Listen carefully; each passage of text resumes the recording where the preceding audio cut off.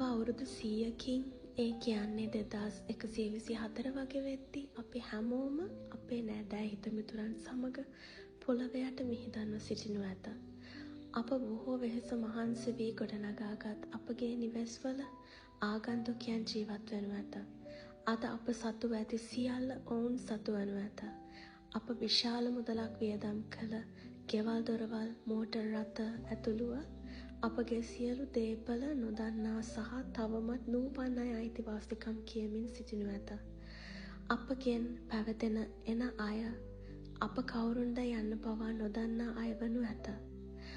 අපි මියගිය පසුව අපිව තව අවුරුදු කිහිපයක් ඔවුන්ගේ මතකයේ රැඳෙනු ඇත. පසුව අපි කාගේ හෝ පොත් රාක්කයක් පින්තූරයක් පමණක් වන අතර වසර කිහිපයකට පසු අපගේ ඉතිහාසයේ ඡායාරූප සහ අපේ නම් පවා ඉතිහාසයෙන් අමතක වී යනු ඇත.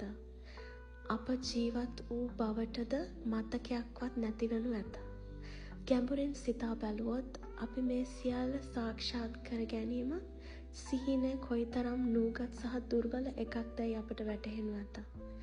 මතක ඇතුව ජීවත් වන්න, මේ ගෙවන හැම මොහොතක්ම විඳින්න, ආදරණීයන් සමග සුන්දර මතක ගොඩනගා ගන්න. ජීවිතයේ සෑම මිනිත්තුවක්ම මිල කළ නොහැකි වන අතර කිසි විටකත් නැවත සිදු නොවන බව මතක තබා ගන්න. ආදරෙන් ජීවත් වෙන්න.